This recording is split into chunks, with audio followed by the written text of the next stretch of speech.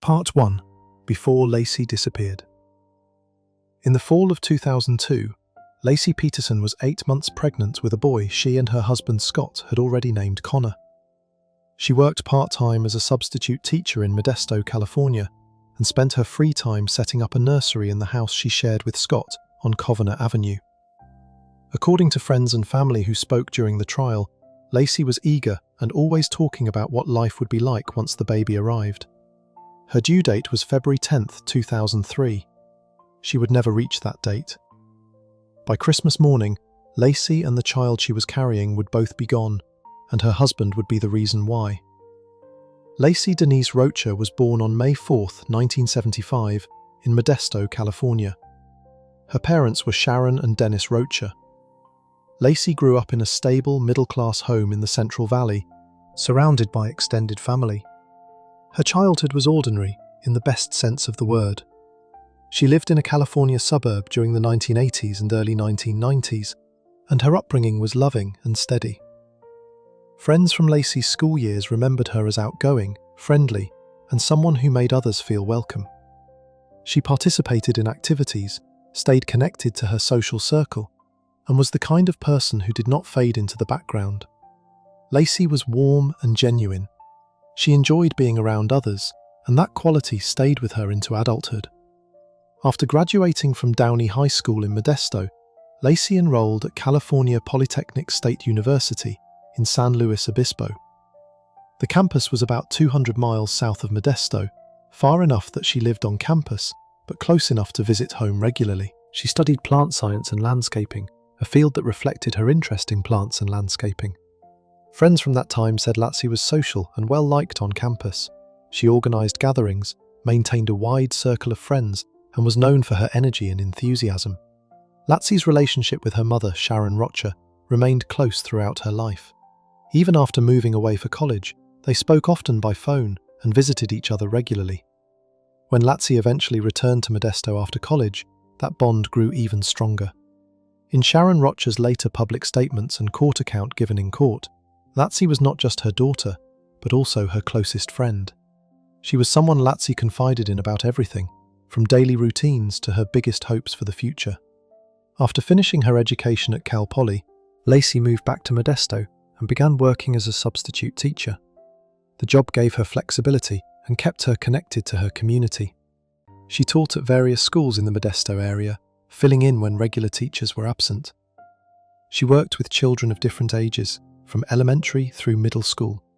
The work was not high-paying, but it suited her personality and gave her purpose. Laci lived with her mother for a period after college, while she established herself and saved money. This was a common arrangement that let her stay close to family while building her adult life.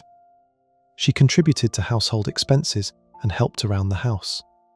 Family members said the arrangement worked well for both Laci and Sharon. Scott Lee Peterson was born on October 24, 1972, in San Diego, California. He was one of several children born to Lee and Jacqueline Peterson. The Peterson family was larger and more complex than Laci's. Scott had siblings from his parents' previous relationships, as well as biological siblings. His father, Lee Peterson, worked in the packaging business and eventually owned a company called California Crating and Packaging. The family was financially comfortable, though not wealthy. They lived in Southern California, and Scott's childhood was typical of middle-class suburban life in the 1970s and 1980s. Those who knew Scott during his school years described him as polite and reserved. He kept a low profile. He was athletic, playing sports during his school years, particularly golf, which he played regularly and with skill. He maintained a clean-cut image that made him well-liked by both peers and adults. Scott came across as responsible and put together. Scott attended the University of San Diego briefly, before transferring to Cal Poly in San Luis Obispo, where Laci was also studying. He studied agricultural business, a field that fit naturally with the Central Valley's farm-based economy.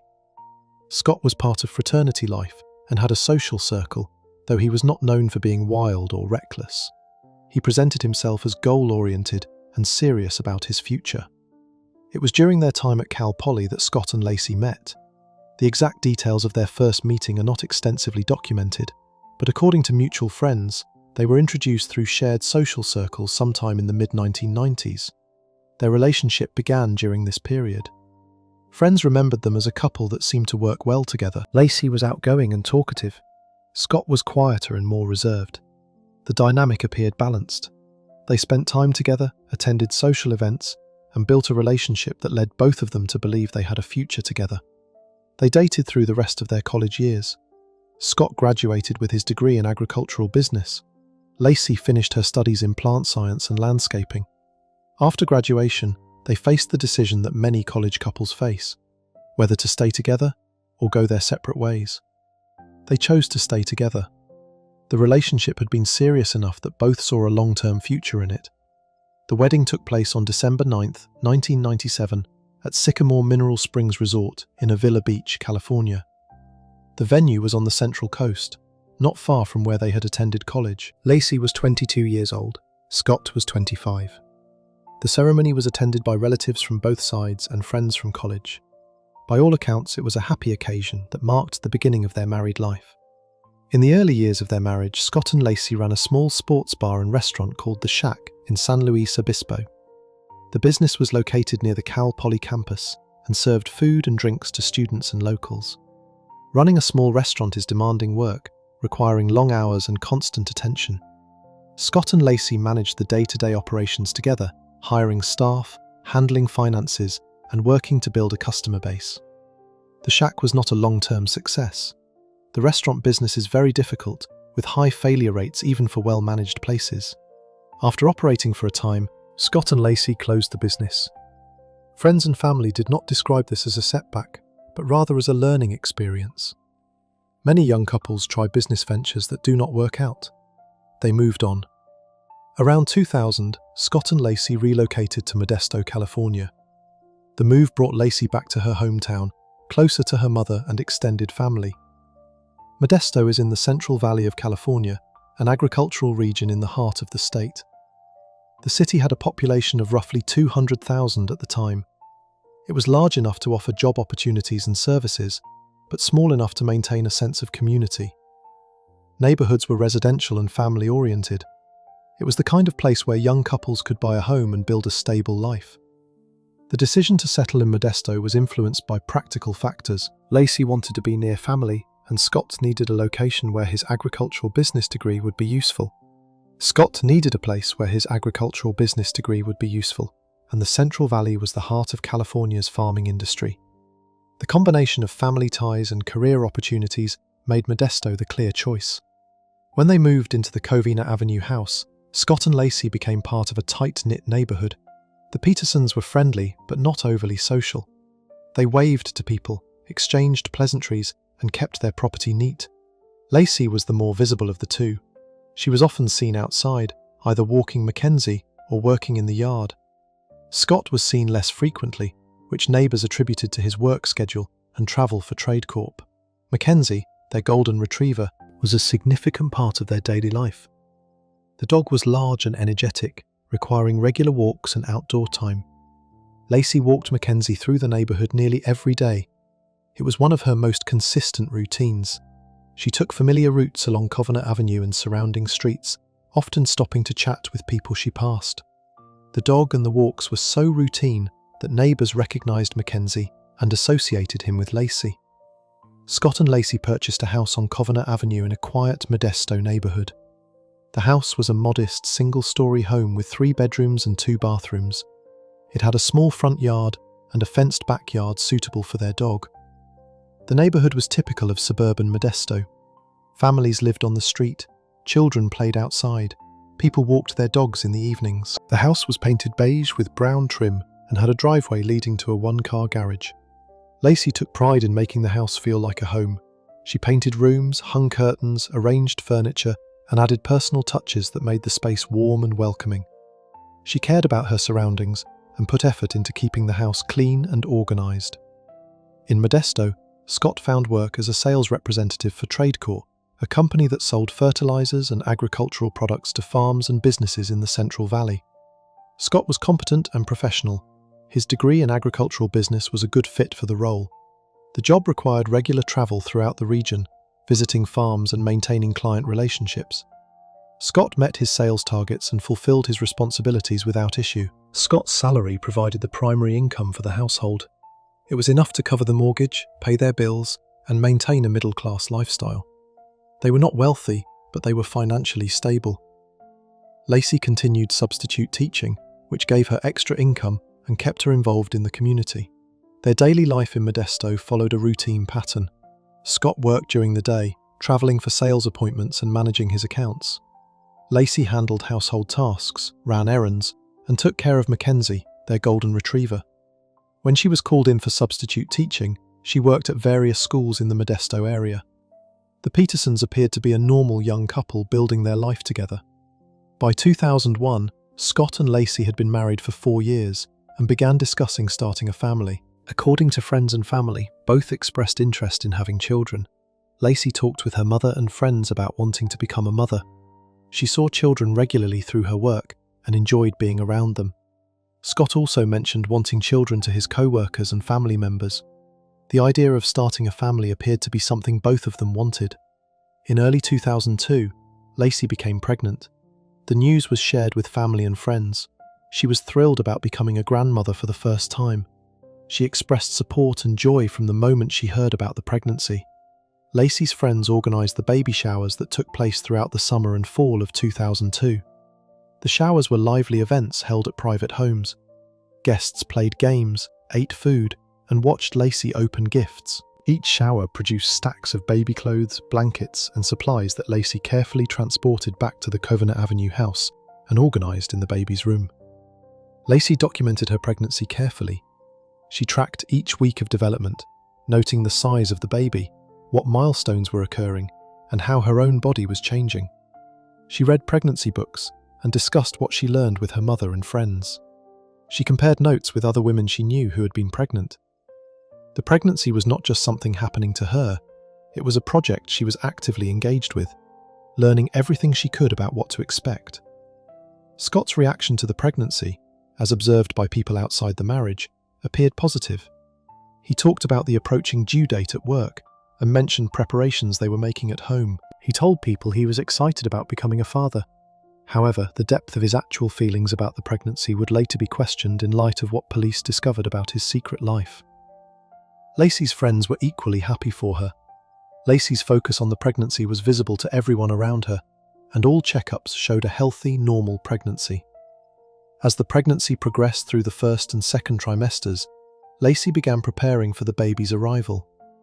She began turning one of the bedrooms into a space for the baby, choosing soft, neutral paint colours.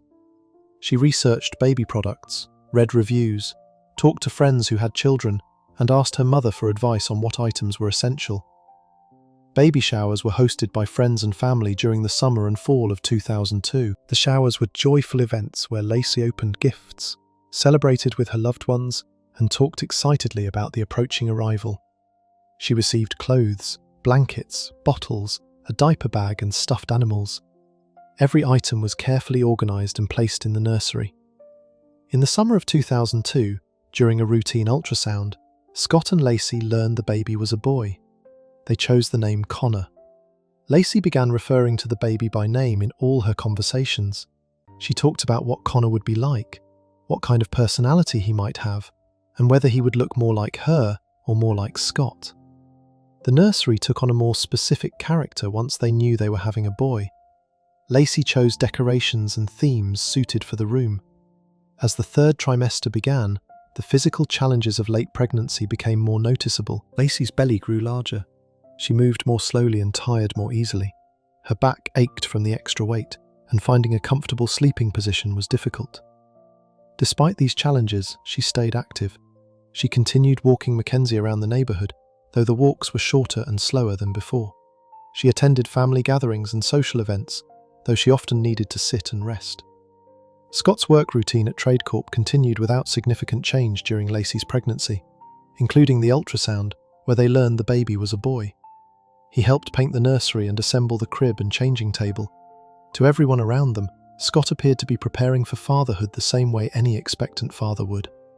At home, the couple continued their routines. They ate dinner together most evenings. They discussed practical matters like finances and preparations for the baby. Laci talked with Scott about her hopes and concerns regarding motherhood. She asked if he thought they were ready. Scott reassured her, telling her she would be a great mother and that they would figure things out together. Laci's due date was set for February 10, 2003. By late November, she was in the final stretch of the third trimester. The nursery was nearly complete. Baby supplies had been purchased, washed and organised. Laci had attended childbirth classes at the hospital where she planned to deliver. She had toured the maternity ward and packed a hospital bag. Everything was ready for Connor's arrival. The holiday season of 2002 approached with Laci in her 8th month of pregnancy. She was about 33 weeks along by mid-December. She participated in Christmas preparations despite her physical limits. She wrapped gifts, attended family gatherings, and helped prepare food when she could. Watching him react to lights and decorations and starting family traditions of their own. However, beneath the surface of this ordinary family life, Scott Peterson was already living a completely different reality. What no one in Laci's life knew was that in November 2002, while Laci was 7 months pregnant, Scott had begun a relationship with a woman named Amber Fry. He told Amber he was single. He never mentioned Laci, the pregnancy, or the life he was living in Modesto. This hidden relationship and the web of lies supporting it would soon become impossible to maintain. Before we move on to the next part, make sure to subscribe if you're finding this story as disturbing as I am. It helps us keep covering the cases that most channels won't touch.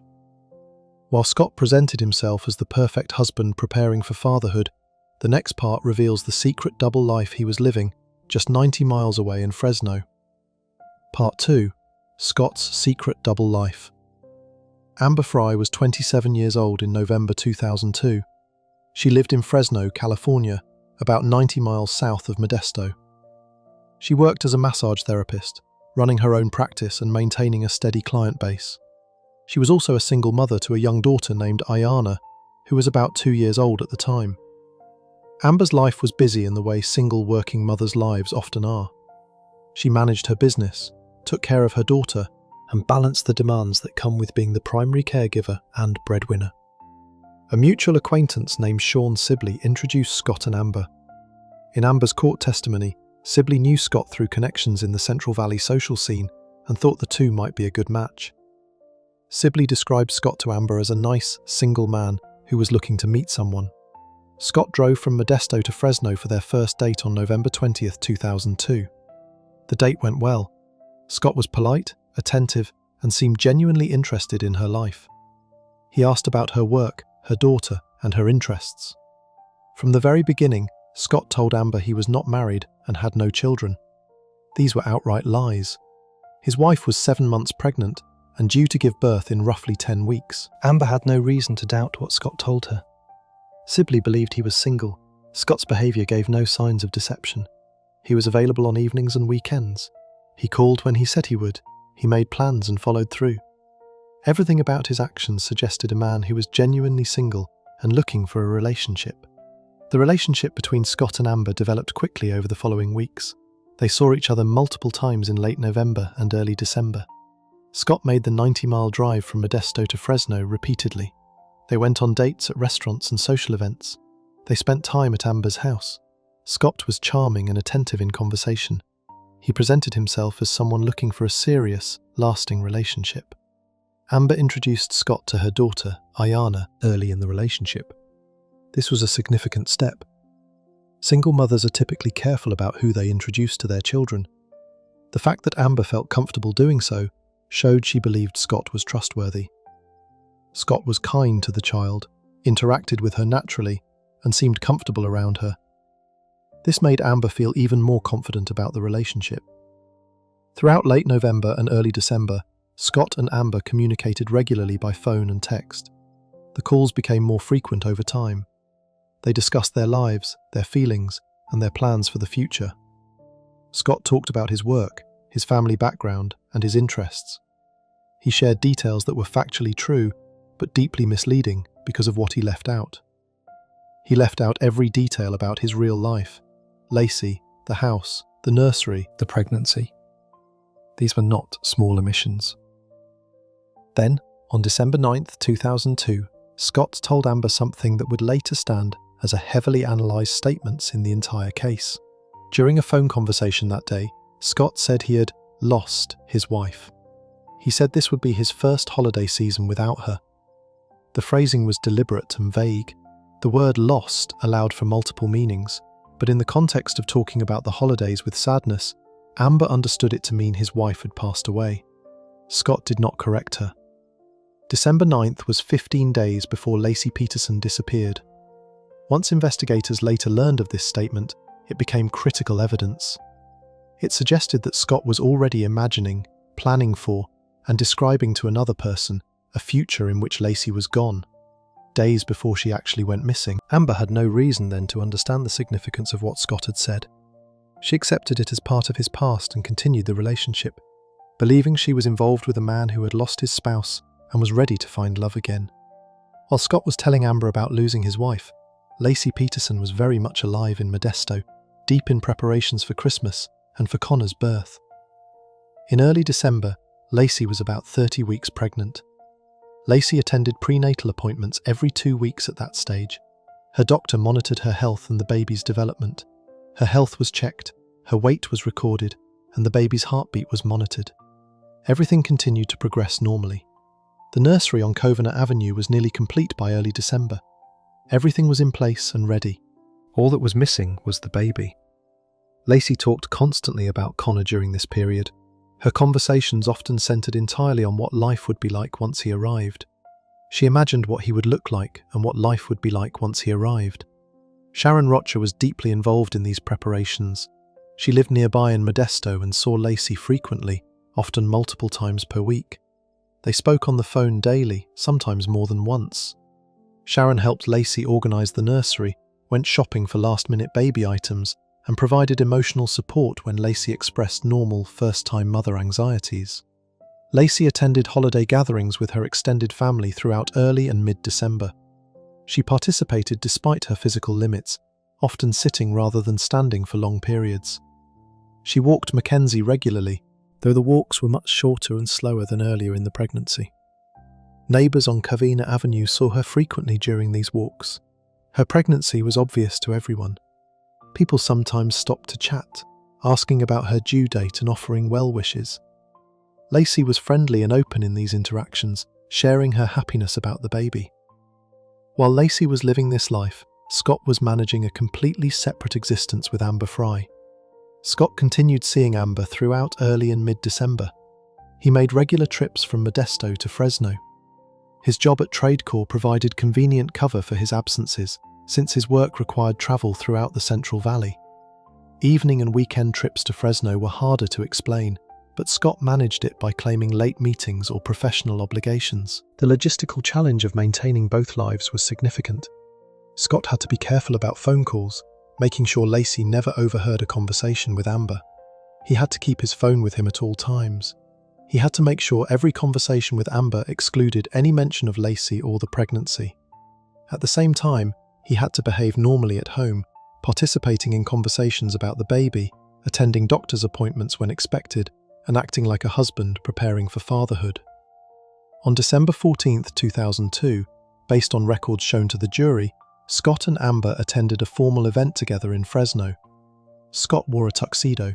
Amber wore an evening gown. A photograph taken at this event was later entered as evidence in court. It showed Scott standing beside Amber, appearing relaxed and happy. Laci was 33 weeks pregnant, preparing for Christmas at home in Modesto, completely unaware that her husband was at a formal event with another woman a long distance away. In mid-December, based on purchase records later recovered by police, Scott purchased a 14-foot Game Fisher aluminium fishing boat with a small outboard motor. He paid approximately $1,400 in cash. After buying the boat, he stored it at a warehouse in Modesto that he accessed through work at TradeCorp. He did not store the boat at the family home on Covenant Avenue. Laci was have spoke with Laci daily and was closely familiar with their lives, knew nothing about it until after Laci disappeared. The timing, the cash payment, and the secret storage of the boat would all later draw intense scrutiny from investigators. Why buy a boat and not tell your spouse? Why pay in cash rather than using normal financing? Why store it away from home? When he bought it, no one except Scott knew the boat existed. After Laci disappeared, it became a critical piece of evidence. The boat purchase took on additional significance when detectives later examined the details. The 14-foot game fisher was a basic aluminium vessel, not the kind of boat someone would typically buy for serious recreational fishing in San Francisco Bay.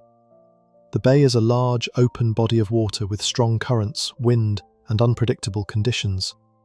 A 14-foot aluminium boat with a small outboard motor is marginal for bay fishing, particularly in winter conditions. Experienced anglers familiar with the bay typically use larger, more seaworthy vessels. Police also noted that Scott had no established pattern of fishing in San Francisco Bay.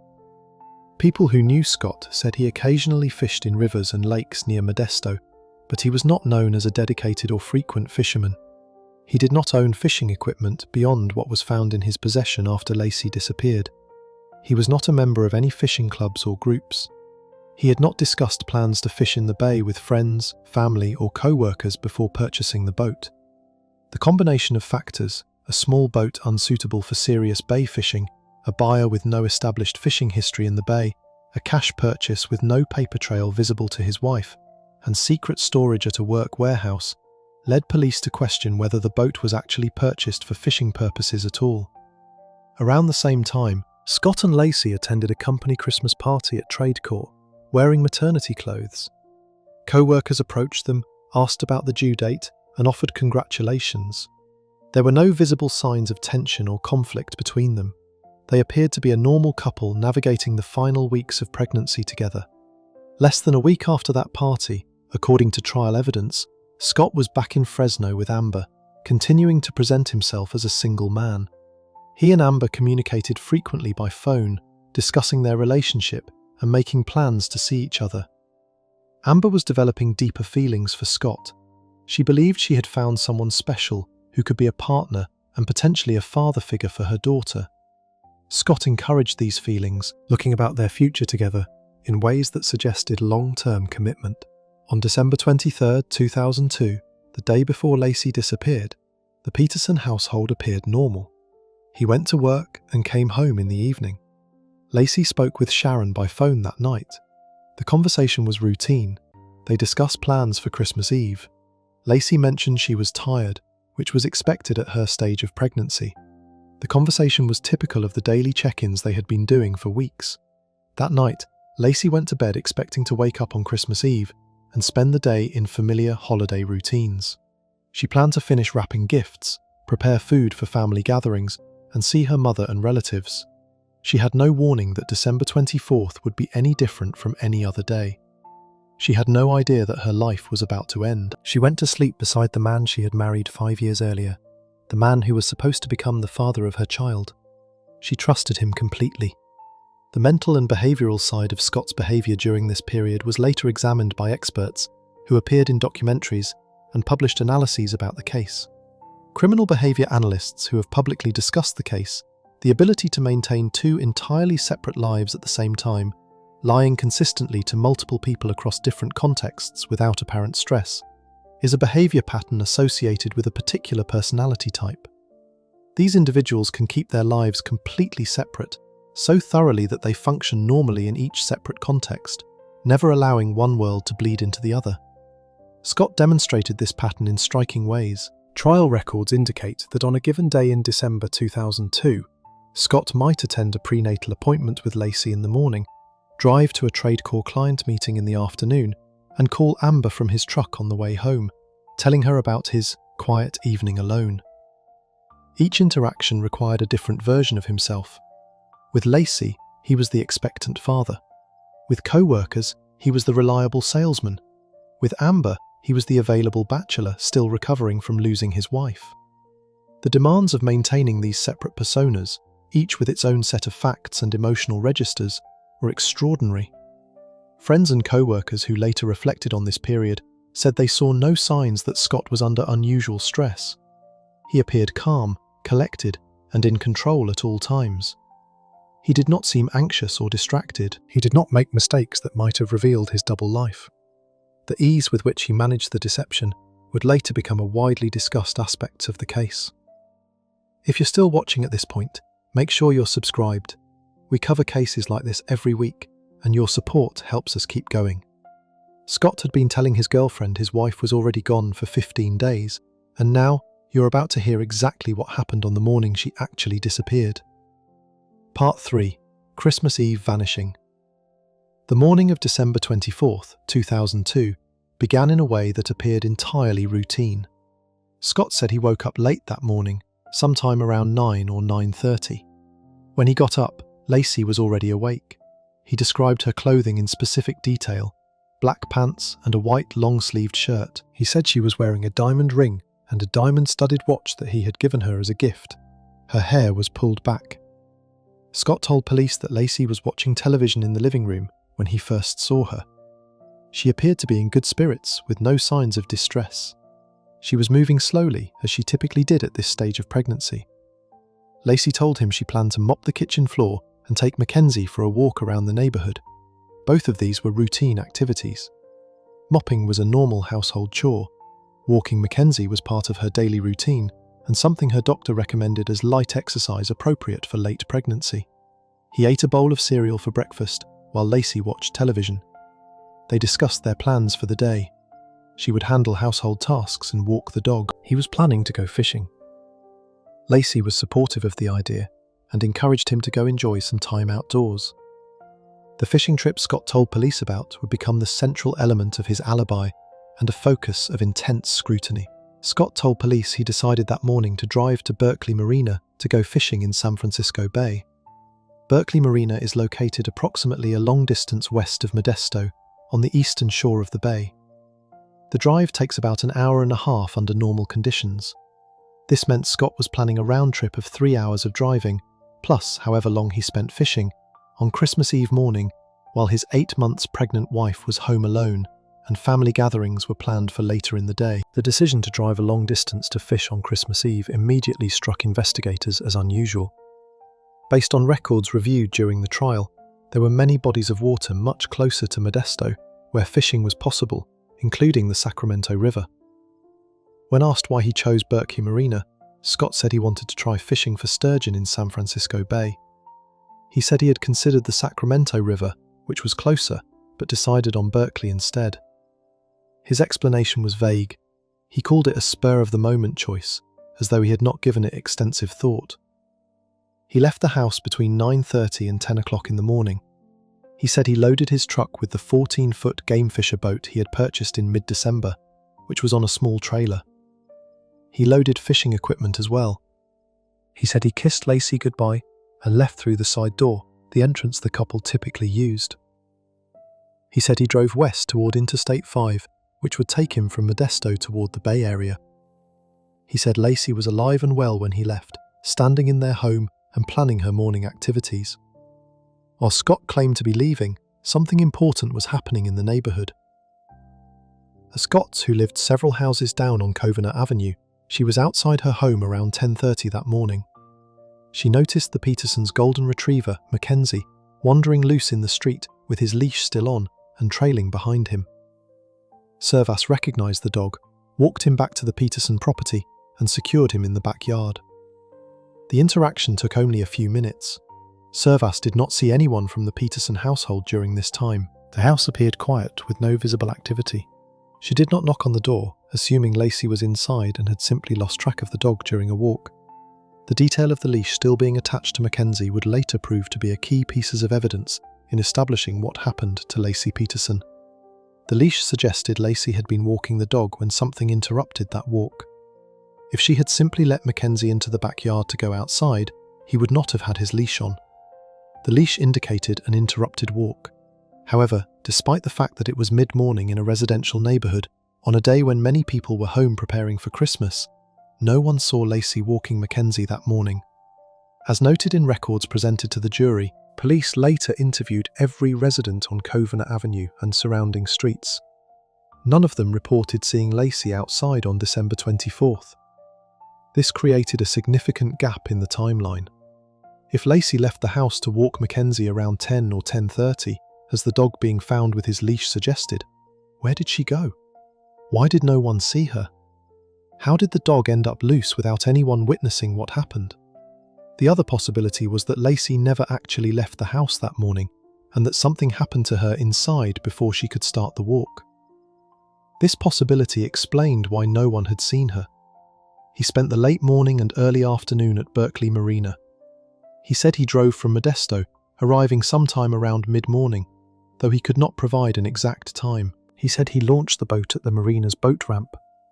The process of launching alone would have required backing the trailer down the ramp, releasing the boat into the water, parking the truck and trailer, and returning to the boat. This typically takes at least 15 to 20 minutes for someone working alone. Scott told investigators he fished in San Francisco Bay for several hours. He said the weather was cold and windy, which was consistent with late December in the Bay Area. He said the fishing was unsuccessful, and he did not catch anything. He said he used lures designed for sturgeon fishing and cast his line repeatedly with no results. When asked if anyone at the marina saw him, Scott said he did not encounter anyone he knew. He could not provide descriptions of other people or boats at the marina. His account of being there for several hours was supported by no witnesses. Detectives later canvassed the marina with photographs of Scott and his truck. The results were unclear. No one could confirm seeing him there. He told police he left the marina in the early afternoon.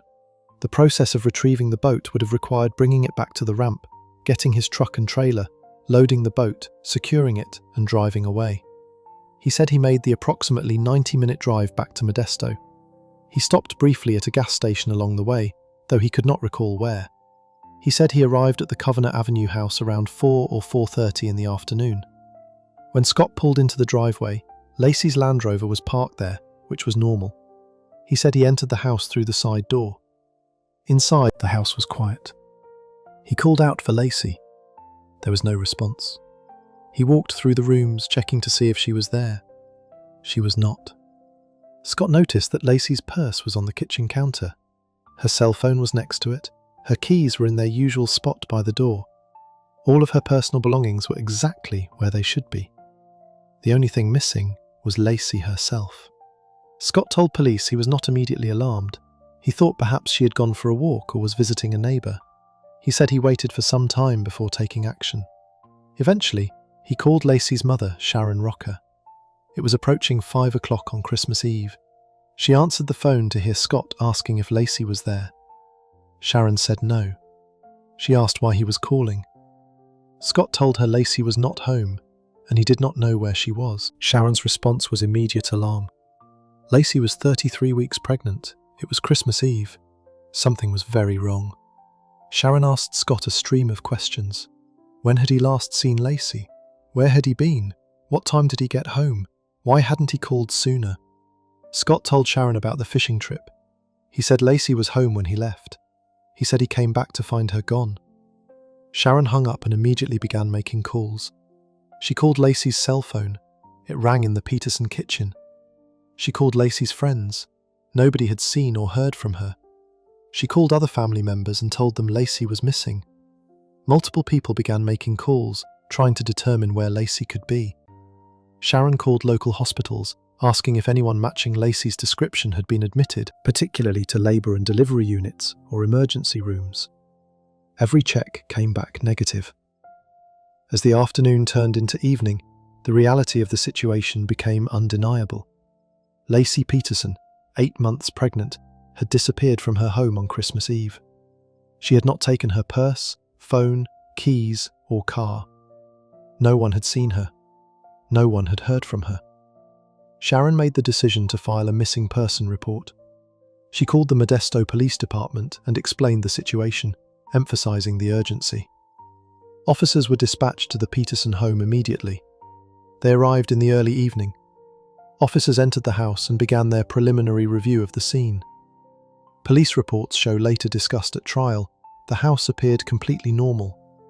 There were no signs of forced entry. Doors and windows were intact and undamaged. Nothing appeared disturbed inside. There was no overturned furniture, no items scattered, no signs of a struggle. Laci's purse was on the counter, undisturbed. Her wallet contained identification, credit cards, and cash. Everything was in place except for Laci. Scott provided his account of the day. Officers asked about the fishing trip, the timeline, and whether he had told anyone his plans beforehand. Police began canvassing the neighbourhood immediately, knocking on doors along the street and through nearby blocks. Most neighbours had nothing to report. Many had been inside preparing for Christmas. As Christmas Eve turned into Christmas morning, Laci had been missing for hours. Officers checked hospitals throughout the region. Every inquiry came back negative. Officers organised searches of nearby parks and open spaces. The pregnancy made every hour critical. By December 26th, the story spread beyond the immediate family. Local news stations began covering it. A pregnant woman missing on Christmas Eve was a compelling and urgent news story. The Modesto Police Department held a press conference, providing photographs of Laci and asking anyone with information to come forward. The community responded immediately. Within days, hundreds of volunteers showed up to help. Flyers with Laci's photograph and description were printed by the thousands. They included details about her pregnancy, her clothing, and the tip line number. Volunteers posted them on telephone poles, in store windows, at gas stations, and everywhere people might see them. Laci's face became familiar to everyone in Modesto. Search parties were organised and systematic. Volunteers walked shoulder to shoulder through parks, roadsides, drainage areas, and open spaces. They checked abandoned buildings and undeveloped land. Search and rescue coordinators mapped out zones and assigned teams to cover them. The effort was thorough and extensive. Despite all of it, the searches produced no results. Laci was not found. No credible sightings were reported. No physical evidence was discovered that indicated where she had gone. The search for Laci Peterson drew national attention remarkably quickly. Based on media reports from that period, by the end of December 2002, the story had moved beyond local Modesto news stations to national cable news networks. The combination of elements, a beautiful young pregnant woman, a mysterious disappearance on Christmas Eve, an increasingly suspicious husband, made the story irresistible to media outlets. News trucks lined Covenant Avenue. Camera crews filmed the Peterson house from every angle. Reporters stood on the sidewalk doing live broadcasts. The neighbourhood, which had been quiet and ordinary weeks before, became a media staging area. Neighbours found themselves surrounded by journalists asking questions and looking for anyone willing to talk about the Petersons. The Laci Peterson Volunteer Centre was established in Modesto to coordinate the growing search effort. The centre served as a central hub where volunteers could sign up, receive assignments, and get flyers to distribute. The response was remarkable. People drove from other cities to help. Businesses donated food and supplies for volunteers. Print shops donated their services to produce more flyers. The community's response demonstrated how deeply the case had affected people, even those who had never met the Petersons. A reward fund was established for information leading to Laci's safe return. The fund grew to hundreds of thousands of dollars as donations poured in from around the country. Individuals, businesses, and organizations contributed, hoping that the promise of a reward might encourage someone with information to come forward. By early January, Laci's disappearance had become one of the most prominent missing person cases in the country. Cable news programs devoted hours of airtime to the story. Television hosts discussed the case nightly. Amateur detectives analysed every available detail online. The story had taken on a life of its own, and the pressure on the police department to find answers was immense. Before we continue, hit subscribe if you appreciate deep dives into cases that don't get the attention they deserve. Hundreds of volunteers searched for weeks without finding a single trace of Laci, but behind the scenes, detectives were already building a case against the one person who knew exactly where she was. Part 4. The search begins. The Modesto Police Department moved quickly to build a full investigative response. Within 24 hours of the missing person report, detectives were assigned and a command structure was put in place. Detective Al Brocchini was one of the lead investigators assigned from the very beginning. Brocchini was an experienced detective who had worked numerous serious cases throughout his career. He was methodical, detail-oriented, and skilled at conducting interviews. Detective Craig Grogan was also assigned early on. Together, Brocchini and Grogan led the case, coordinating with other detectives, uniformed officers, forensic specialists, and outside agencies. The pregnancy made this a high-priority case from the start. A missing pregnant woman represented two people at risk, Every hour that passed increased the risk. The detectives understood that time was critical and worked accordingly. Scott Peterson was interviewed multiple times during the first 72 hours after Laci's disappearance. The first interview took place on the evening of December 24th, when officers first responded. Scott repeated his version of events. On December 25th, detectives conducted a more extensive interview. They asked Scott to walk through the entire day in precise detail, from waking up to calling Sharon Rocha. Scott's account remained consistent across these early interviews.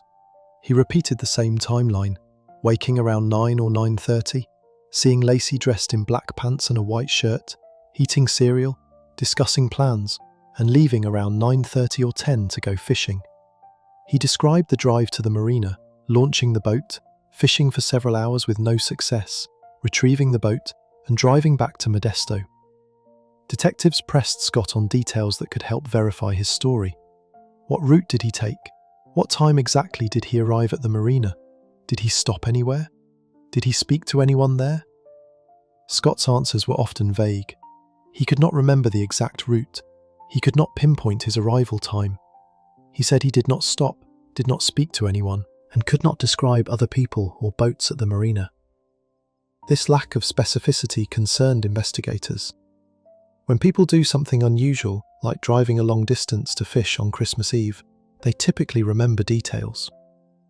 Detectives also questioned Scott's decision-making. Why the boat launch area? Why not somewhere closer? Why not tell anyone about the trip? Scott said the decision was last minute. However, detectives noted that Scott had initially told some people he played golf on December 24th, before changing his account to fishing. Scott said he misspoke, but the confusion between two very different activities struck detectives as unlikely. On December 26th, detectives conducted another interview, this time focusing on Scott's marriage. They asked if there had been problems, arguments, or financial stress. Scott told detectives everything was fine. He said he and Laci were happy, both excited about the baby, and that there were no major issues. When asked directly whether he had been faithful to Laci, Scott denied having an affair. Detectives did not believe him. Based on what was said in court, they had already noticed a phone number in Fresno appearing repeatedly in Scott's records. They were beginning to investigate who that number belonged to. Meanwhile, detectives examined the Peterson home carefully. They looked at the kitchen floor that Laci had reportedly planned to mop. It showed no evidence of having been recently cleaned. It was not wet and did not have the appearance of a freshly mopped surface. This suggested either that Laci had not gotten around to mopping or that she had disappeared before she could start. Detectives examined Laci's cell phone. The last calls were from the evening of December 23rd. There was no activity on December 24th. This meant Laci either did not use her phone that day or was unable to. The effort expanded to include financial records. Detectives reviewed bank statements, credit card records, and other documents. The review showed a typical middle-class life, with no unusual transactions, no large cash withdrawals, and normal spending patterns. They also reviewed Scott's phone records, which showed calls to Laci, to work contacts, to family, and to the unidentified Fresno number that appeared multiple times in November and December, with increasing frequency. Medical facilities throughout California were contacted. Hospitals in Modesto, Sacramento, Stockton, Fresno, and surrounding areas confirmed none had any record of her. This eliminated the possibility that she had experienced a medical emergency and ended up at a hospital. Community volunteer searches continued to grow. Hundreds of people showed up wanting to help. Search teams walked through Dry Creek Park, along the Tuolumne River, and through construction sites, shopping center parking lots, and abandoned buildings. Search and rescue dogs were brought in. Despite all of this effort, nothing was found. Laci Peterson was not located. No clothing, personal items, or evidence was discovered. Sharon Rocha became increasingly visible as the public face of the search. News reports from that time showed that she held press conferences outside the house on Covenant Avenue, appealing directly to the public. She talked about Laci's personality, her warmth, and her excitement about becoming a mother. She emphasized that Laci was pregnant, vulnerable, and needed to be found quickly. She pleaded with anyone who had information to come forward. Sharon's determination impressed the volunteers who worked alongside her. The volunteer search effort for Laci Peterson became one of the largest community mobilizations in Modesto's history. At its peak, the search involved more than 1,000 volunteers on a single day. People of all ages and backgrounds participated. They included retired military personnel with search experience, college students, parents with young children, and elderly residents who wanted to help however they could. The search coordinators divided the greater Modesto area into grids. Each grid was assigned to a team that would walk the area systematically, looking for any sign of Laci or evidence related to her disappearance. Volunteers were given instructions on what to look for and what to do if they found something. They were told not to touch or move anything that might be evidence, but to mark the location and report it to coordinators. The searches covered an enormous amount of ground. Teams walked through East La Loma Park, Dry Creek Regional Park, and areas along the Tuolumne River. They searched agricultural fields, construction sites, commercial properties, and residential areas. Underwater search teams checked ponds, reservoirs, and sections of local waterways. Volunteers with small aircraft conducted aerial searches of the surrounding countryside. Despite the scale of the effort, each day ended without results. The lack of any findings was both frustrating and concerning. Every day that passed without locating Laci made it less likely she would be found alive. The volunteers kept coming back, but the mood shifted gradually from hopeful determination to grim resolve. The case also drew attention from psychics, amateur police, and people with various theories about what happened. Police received thousands of tips. Each one had to be evaluated and, if deemed credible, investigated. The volume of tips strained the department's resources. Many tips turned out to be well-meaning but unhelpful. Others were obviously unreliable. A small number warranted serious follow-up, but ultimately led nowhere. She was functioning on little sleep, constantly on the phone, and constantly coordinating. Scott Peterson also participated in public appeals during the first week. He appeared at candlelight vigils held in Modesto. He stood with Sharon and other family members. He was photographed standing quietly, sometimes with his hands in his pockets. He did not speak extensively. Scott also gave brief interviews to television reporters, asking anyone with information to contact police. Public perception of Scott was mixed from the beginning. Some people thought he appeared appropriately concerned. Others thought he seemed too calm, noting he was not crying during interviews or vigils. Television commentators began discussing how he carried himself. This kind of analysis is unreliable. People respond to stress in very different ways, but perception matters in high-profile cases. Behind the scenes, detectives were becoming increasingly focused on Scott as a potential suspect. Several factors drove this shift. First, Scott's alibi could not be verified. No witnesses placed him at the boat launch area on December 24th. Second, the decision to drive a long distance to fish on Christmas Eve was clearly unusual, and Scott's explanation did not fully satisfy their questions. Third, he had told no one about the trip in advance. Fourth, small inconsistencies in his account were adding up. Fifth, the boat he purchased in mid-December, bought in cash and stored secretly, raised further questions. Detectives also conducted a thorough search of the Peterson home. Evidence teams went through the house with specialized equipment, looking for any evidence that something had happened to Laci inside the residence. Evidence teams used a special chemical that can detect traces of physical material even after a surface has been cleaned, to test surfaces in the kitchen, bathroom, and bedroom. No significant physical evidence was found inside the home. The absence of physical evidence did not necessarily clear Scott. It was possible that Laci had been hurt in a way that did not leave significant physical traces. It was also possible that any evidence had been thoroughly cleaned. However, the lack of physical evidence inside the home was a factor the defense would later use in arguing that there was no proof a crime occurred there. Detectives examined Scott's truck and the boat trailer. They looked for any evidence that might indicate what had been transported. Lab technicians found a single hair on a pair of pliers in the boat that was later identified through a specialized type of DNA testing as consistent with Laci's hair. This was significant but not definitive. This type of DNA testing cannot provide a unique identification the way nuclear DNA testing can. It can only determine that a hair is consistent with a particular person's maternal lineage. The defense would argue that finding Laci's hair in her husband's boat was not unusual, since she could have come into contact with the pliers at home before they were placed in the boat. Detectives also focused on Scott's computer records. Based on digital records recovered by investigators, they examined Scott's computer usage in the weeks before Laci disappeared.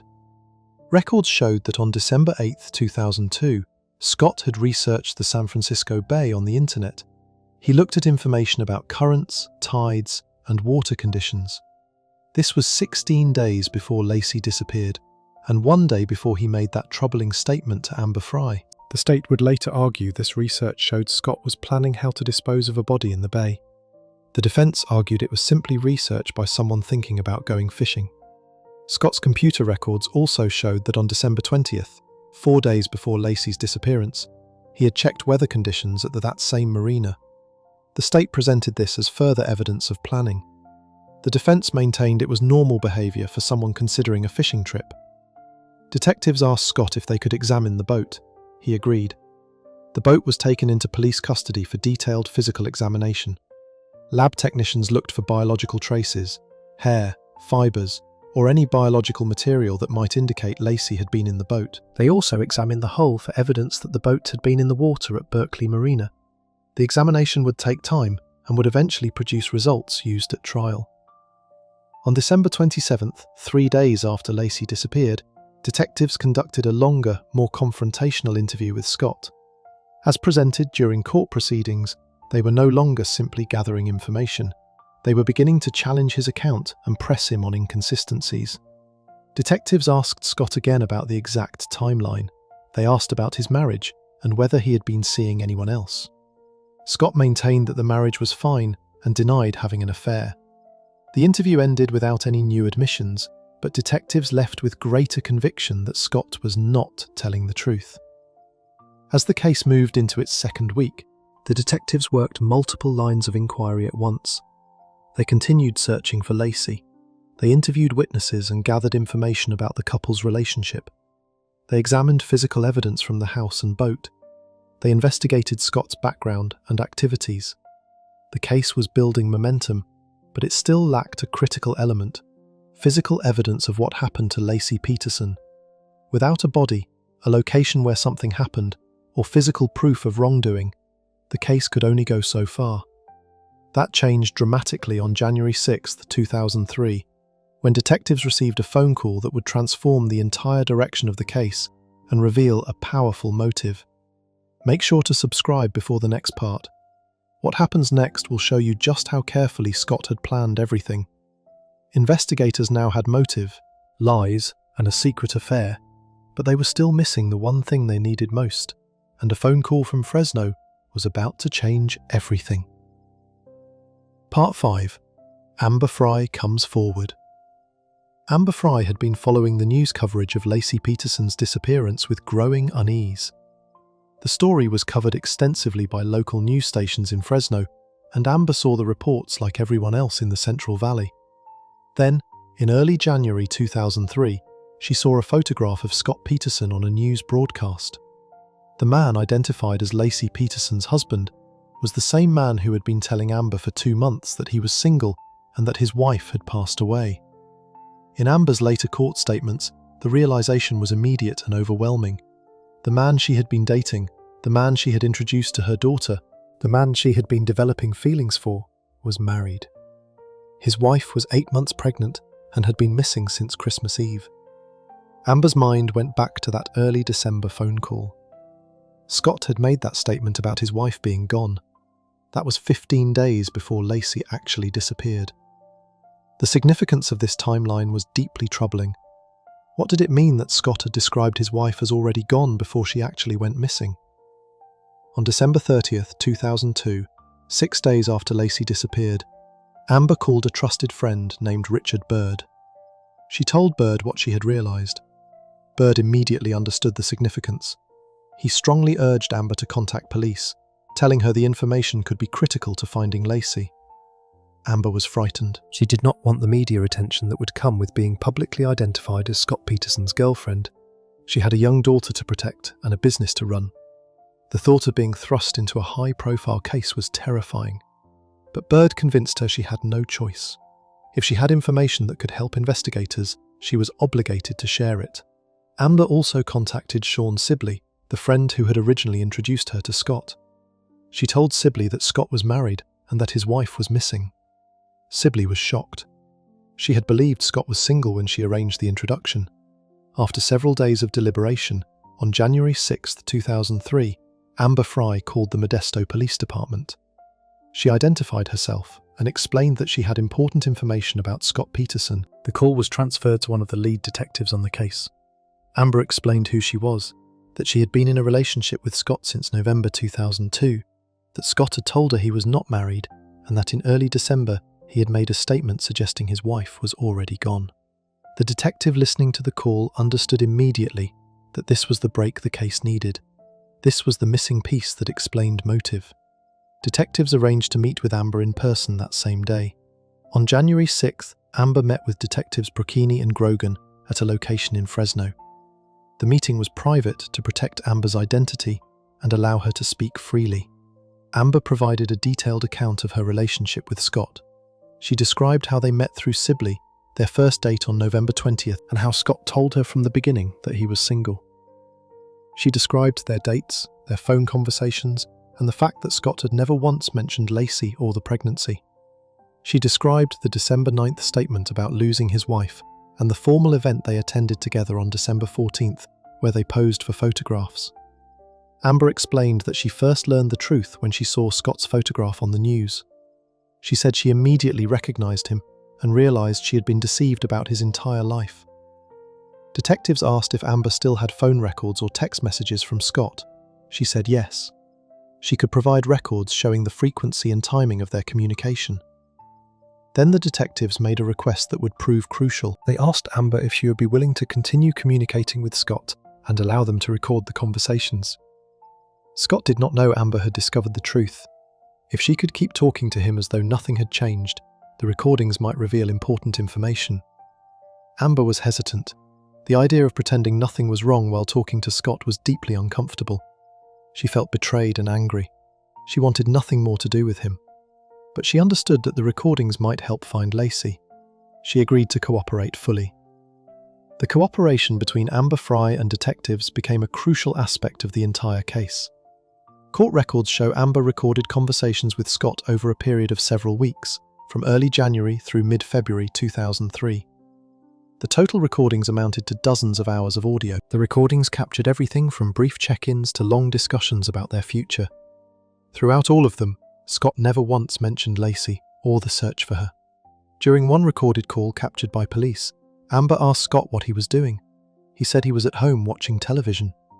During that call, based on records investigators compared, Scott was actually at the Modesto Police Department, being interviewed by detectives about his wife's disappearance. The disconnect between what Scott told Amber and what he was actually doing illustrated the extent of his deception. In another call, according to trial evidence, Scott told Amber he was driving to Sacramento for a business meeting. Records showed he was actually attending a search event organized by volunteers looking for Laci. He stood with Sharon Rocker and other family members while lying to his girlfriend about where he was. The emotional toll on Amber was significant. Continuing to speak with Scott while knowing the truth was one of the hardest things she had ever done. She had to suppress her anger, disgust, and fear every time the phone rang. She had to sound normal and engaged while knowing she was talking to someone who had almost certainly done something to his pregnant wife. Detectives provided her with emotional support and coached her before difficult conversations, but the burden fell primarily on Amber. Police records show investigators provided Amber with recording equipment and instructions. They told her to keep conversations going, ask open-ended questions, and allow Scott to talk freely. She was coached on how to guide conversations toward useful topics without making Scott suspicious. The first recorded conversation took place on January 6, 2003. Scott called Amber, unaware that police were involved, and the call was being recorded. He sounded relaxed and normal. He asked how she was doing. He talked about his day. He made no mention of his missing pregnant wife. Amber followed the guidance detectives had given her. She acted as though nothing was wrong and engaged in conversation as she normally would. Over the following weeks, dozens of hours of phone conversations were recorded. As presented during the trial, Scott continued to lie to Amber about his life, his location, and his activities. He made romantic plans and discussed their future. He behaved as if nothing in his life had changed. One call stood out as particularly significant. On New Year's Eve 2002, Scott called Amber and told her he was in Paris, France, celebrating near the Eiffel Tower. He talked about crowds gathering for the New Year's celebration, excitement in the air, and fireworks about to start. He painted a vivid picture of being in Paris on one of the most celebrated nights of the year. Scott was not in Paris. He was in Modesto, California, attending a candlelight vigil for his missing wife. While Sharon Rocha and family members stood holding candles and hoping for Laci's safe return, Scott was on the phone, constructing an elaborate lie about being in another country. This recording would later become one of the most damaging pieces of evidence at trial. The recorded calls continued throughout January 2003.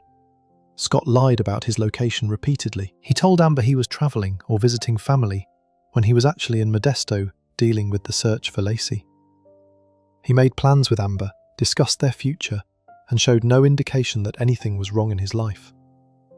Throughout these conversations, Scott never admitted to harming Laci.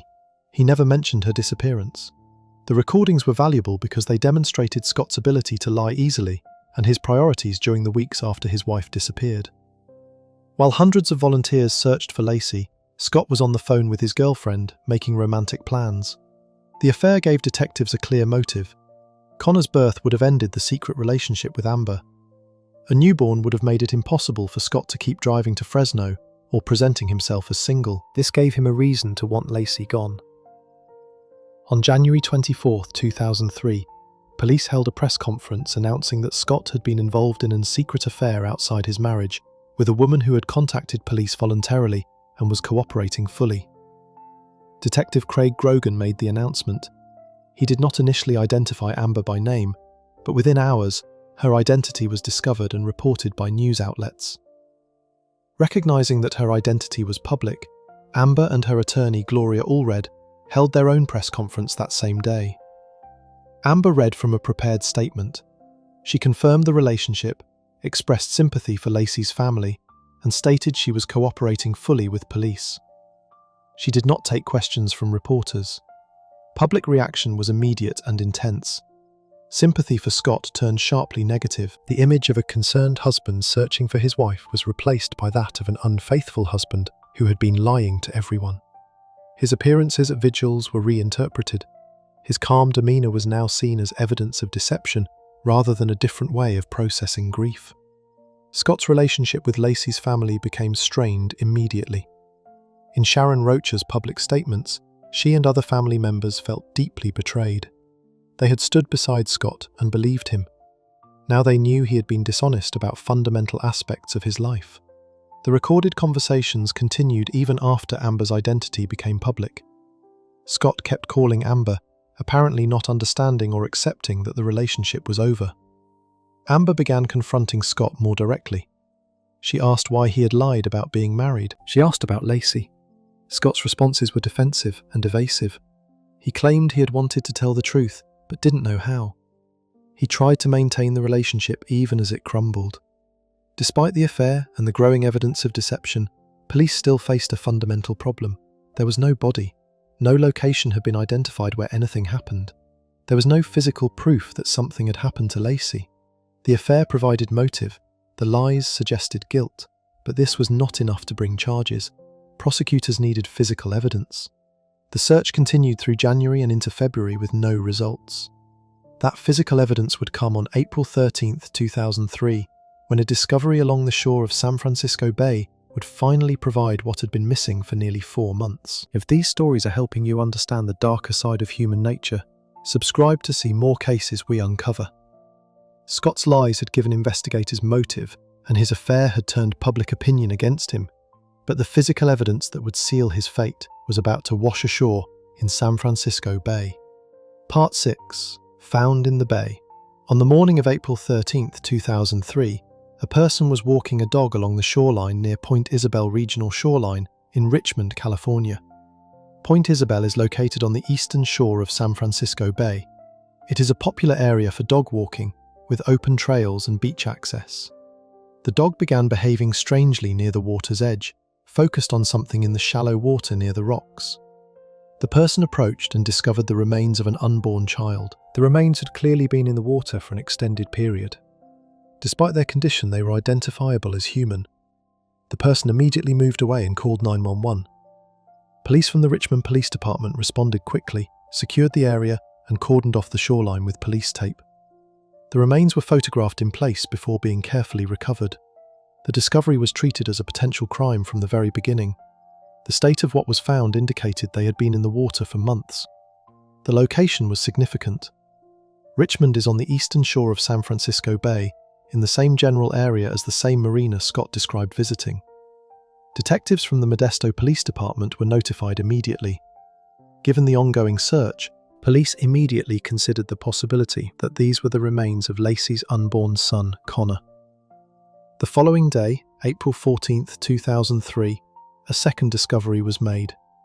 Another person walking along the shoreline, approximately 1.5 miles north of where the first remains were found, noticed something in the water near the rocks. It was the remains of an adult female. The body had been in the salt water for a prolonged period. The remains were clothed, though the clothing was damaged by time in the water. The proximity and timing of the two discoveries made it almost certain they were related. Both discovery sites were immediately secured as protected areas. Evidence teams documented everything. GPS coordinates were recorded. The surrounding area was searched for additional evidence. The condition of the remains made visual identification impossible. The bodies had been in the water for approximately 3.5 months. Positive identification required DNA testing. Samples that had been collected from Laci's personal items, including her hairbrush and toothbrush, were available for comparison. DNA from Scott and Laci's parents could also be used for familial matching. On April 18, 2003, according to court records, the DNA results confirmed that the remains were those of Laci Denise Peterson and her unborn son, Connor Peterson. The missing person investigation officially became a double case. Sharon Rocha received the news from detectives. The hope she had held onto for nearly 4 months was gone.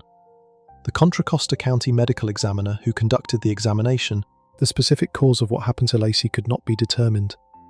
The prolonged time in salt water had caused significant wear from the water. There were no bullets or bullet fragments. There were no knife marks on the bones. Soft tissue was largely gone, making it impossible to detect signs of specific methods. The examination also revealed that several parts of the body had become separated during the time in the water. The forensic team could not say with certainty whether this separation happened naturally or not. Despite the inability to identify the specific cause, the official finding was that her passing was caused by another person. This determination was based on the circumstances.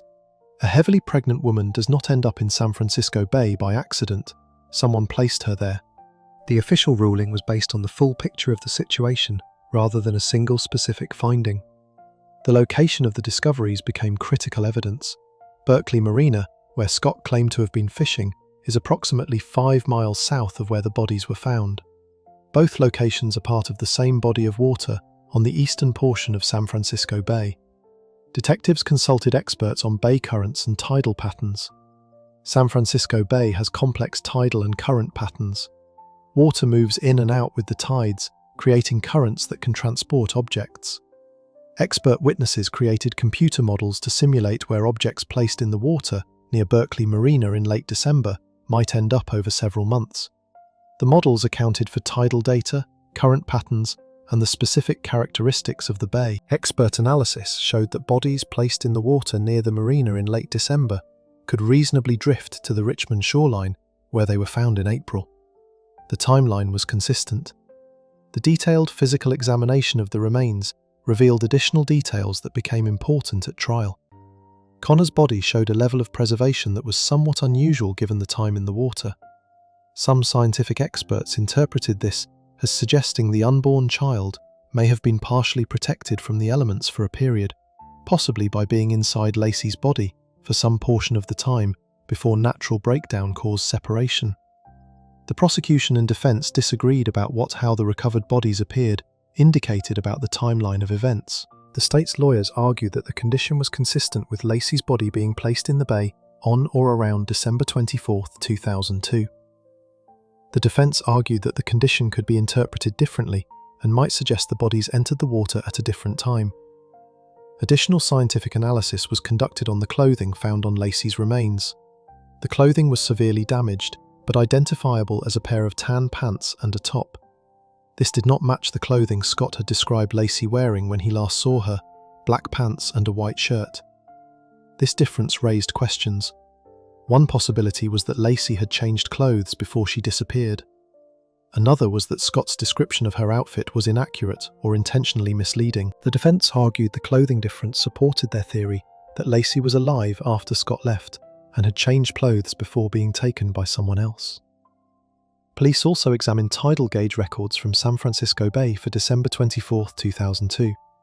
These records showed the exact timing and height of tides on that day. The data was used to calculate when conditions would have been suitable for launching a small boat at Berkeley Marina and navigating to areas of the bay where a body could be deposited in deep water. The prosecution used this data to argue that Scott had a window of time during which he could have accomplished what they alleged he did. The currents could account for the movement. This was powerful, indirect evidence. Scott Peterson claimed to be fishing at the marina on December 24th. His wife and unborn son were found in the same body of water, in a location consistent with having been placed near where Scott said he was fishing. On April 18, 2003, the same day DNA confirmed the identities, arrest warrants were issued for Scott Peterson. He was charged with 2 counts in connection with the cases of Laci and Connor. Under California law, charges can be brought for the loss of a viable unborn child. Connor was 33 weeks along, well past the point of viability. The charges carried special circumstances that made Scott eligible for the harshest possible outcome. When officers went to arrest Scott, he was not in Modesto. He was at the Torrey Pines Golf Course in La Jolla, California, approximately 500 miles south, near where his parents lived. He had driven to Southern California days before the bodies were identified. Detectives had been tracking his movements and knew his location. Scott was arrested without incident in the golf course parking lot. Officers informed him of the charges and read him his rights. Scott invoked his right to remain silent and to an attorney. What officers found at the time of arrest raised additional suspicion. Based on what was shown in court, at the time of arrest, Scott had approximately $15,000 in cash in his wallet and vehicle. He had multiple cell phones, including at least one police had not previously known about. He had camping equipment in his vehicle, including a tent, sleeping bags, and supplies. Most notably, his appearance had changed. His normally dark brown hair was dyed blonde, and he had grown a goatee. Prosecutors would later argue that the cash, camping equipment, multiple phones, changed appearance, and location near the Mexican border pointed to a man preparing to flee. The defense would counter that Scott had legitimate reasons for being in La Jolla, that the cash was for ordinary expenses, and that the hair change was because he wanted to avoid recognition due to harassment. The interpretation of this evidence would be debated throughout the trial. Scott's booking photograph showed him with blonde hair and a goatee, looking nothing like the clean-cut man who had appeared at vigils 4 months earlier. The items found in Scott's possession at the time of his arrest became a significant topic of discussion throughout the trial. As shown in court evidence, the $15,000 in cash Scott was carrying was an unusually large amount. Prosecutors pointed out that this was far more money than a person would normally carry for a family visit. The defense argued that Scott had legitimate reasons for having the cash, though the specific reasons offered varied. The multiple cell phones were also scrutinized. In addition to his regular phone, Scott had at least one prepaid phone that investigators had not previously tracked. Prepaid phones, sometimes called burner phones, are more difficult for law enforcement to monitor because they are not tied to a long-term account with identifying information. The state's lawyers argued this showed Scott was trying to communicate without being tracked. The defense said they were innocent explanations. Scott's brother, John Peterson, was with him at the time of the arrest. John told officers that he and Scott had been spending time together as brothers and that the trip to Southern California was simply a family visit. John said their activities in La Jolla as normal, playing golf, eating meals together, spending time outdoors. He said nothing was unusual about Scott's behaviour or their trip. However, prosecutors highlighted the timing. Court records showed that Scott had driven to La Jolla in the days immediately after the bodies were discovered in the bay. News of the discovery was public. Scott would have known that identification of the remains was imminent. The state argued that Scott was positioning himself near the Mexican border because he planned to flee once he was formally identified as a suspect. La Jolla is less than 20 miles from the border crossing at Tijuana. The defense pushed back on this interpretation, noting that Scott's parents lived in the La Jolla area and that visiting family was a normal activity. They also pointed out that Scott did not actually attempt to cross the border. He was playing golf when arrested, not driving toward Mexico. The state's team countered that the arrest simply came before Scott had a chance to carry out his plan. The arrest was announced at a press conference that evening. Detective Craig Grogan announced the charges and thanked the thousands of volunteers who had searched for Laci. He expressed condolences to the family. Laci's family released a statement expressing relief, but emphasizing that their primary emotion was grief. Scott's parents released their own statement defending him and asserting his innocence. Scott was formally charged in court in Stanislaus County Superior Court on April 21, 2003. He appeared in court wearing an orange jail uniform. He entered a plea of not guilty. The judge ordered him held without bail, finding him a flight risk. His defense was eventually taken over by Mark Garagos, a well-known criminal defense attorney based in Los Angeles. Garagos was known for handling high-profile cases. He immediately began making public statements asserting Scott's innocence and calling the evidence weak and indirect. The discovery of Laci and Connor's remains answered the question of whether they were still alive, but it opened others that would take more than a year to resolve in court. The trial that would determine Scott Peterson's fate was still months away. We're getting close to the end now, but this story still has major twists ahead. Subscribe so you don't miss how it all plays out. The evidence had placed Laci's body exactly where Scott admitted being on the day she disappeared, and now a jury would have to decide whether that was coincidence or proof of the worst thing a husband could do. Part 7. The Trial of Scott Peterson. The trial of Scott Peterson began on June 1, 2004, more than a year after his arrest and nearly 18 months after Laci disappeared. The months in between had been filled with pre-trial motions, legal arguments, and extensive preparation by both sides. One of the first major issues was the location of the trial. The defense filed a motion for change of venue, arguing that pre-trial publicity in Stanislaus County made it impossible for Scott to receive a fair trial. The media coverage had been overwhelming. Everyone in Modesto knew about the case. Many people had already formed opinions about Scott's guilt or innocence. The state's lawyers opposed the motion, arguing that extensive coverage existed everywhere in California and that moving the trial would not solve the problem. Judge Alfred A. DeLucci, who had taken over the case, ultimately granted the defense motion. He concluded that overwhelming media coverage in Stanislaus County was so extensive that seating a fair and unbiased jury there would be extremely difficult. He ordered the trial moved to San Mateo County, in the city of Redwood City. Redwood City is in the San Francisco Bay Area, about 40 miles south of San Francisco. It was far enough from Modesto that the local population might not have been as deeply exposed to the case details, but close enough that witnesses and family could travel to court proceedings without extreme hardship. Jury selection began in March 2004 and lasted several weeks. Each potential juror was questioned extensively about their knowledge of the case, their ability to be fair and unbiased, and their views on the most severe possible sentence. Because the prosecution was seeking that sentence, potential jurors had to be willing to consider it. Those who were completely opposed under any circumstances could not serve. This requirement is controversial because it can exclude jurors who might be more sympathetic to the accused. Defense attorneys argue it creates juries more inclined toward conviction. However, the law requires it in capital cases. After weeks of questioning, 12 jurors and 6 alternates were seated. Court records show the jury consisted of 6 men and 6 women from various backgrounds and professions, ranging in age from their 20s to their 60s. They represented a cross-section of San Mateo County residents. The trial officially opened with opening statements on June 1, 2004. The state's legal team was led by Deputy District Attorney Rick DiStaso, a veteran prosecutor with the Stanislaus County District Attorney's Office. DiStasso had organised thousands of pieces of evidence and coordinated testimony from more than 170 witnesses. In his opening statement, DiStasso laid out the state's theory clearly and methodically.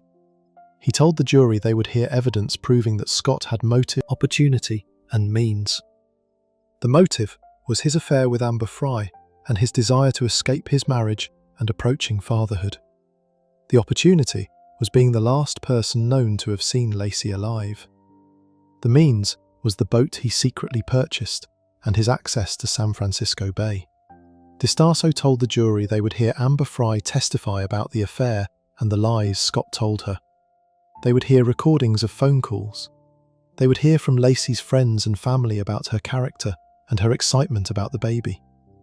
They would hear from neighbours about finding Mackenzie loose on December 24th. They would hear scientific experts explain how bay currents could carry bodies from Berkeley Marina to where Laci and Connor were found. They would hear about Scott's behaviour after Laci disappeared, the lies, the trips, the lack of genuine emotion. Defence attorney Mark Geragos delivered a contrasting opening statement. Geragos was theatrical and passionate, a stark contrast to DiStasso's measured approach. He told the jury Scott was innocent and that the state's case was built on suspicion and speculation rather than solid evidence. Geragos emphasised what the state did not have. No eyewitnesses saw Scott harm Laci. There was no identified method. No specific location had been tied to what happened. There was no physical evidence, no biological evidence, no DNA, no physical proof linking Scott directly to the act. Geragos argued the state wanted the jury to guess about how, where, and when it happened to Laci, and that guessing was not the same as proof beyond a reasonable doubt. Geragos presented an alternative theory. He suggested Laci had been taken by someone else, possibly connected to a burglary that occurred in the neighbourhood around the time of her disappearance. He argued that police focused on Scott so quickly that they failed to investigate other possibilities. The trial lasted more than 5 months. The state presented its case first, calling witnesses in a sequence designed to build the argument piece by piece. Early witnesses were people who knew Laci. Friends testified about her excitement about the baby. Sharon Rocha testified early in the trial. She talked about her close relationship with Laci, their daily phone calls, and Laci's excitement about the pregnancy. She recalled the last time she spoke with Laci on the evening of December 23rd and receiving Scott's call on December 24th, saying Laci was missing. Her statements in court was emotional but controlled. The defence cross-examined Sharon carefully. They did not attack her directly, as that would have risked alienating the jury. Instead, they tried to get information that might support their alternative theory, asking whether Laci had mentioned feeling unsafe or noticing anything unusual in the neighbourhood. Sharon said no. Neighbour Karen Service testified about finding Mackenzie loose around 10:30 on December 24th. Other neighbours confirmed they had not seen Laci outside that morning. This established that despite the dog being found with his leash on, no one had actually seen Laci outside.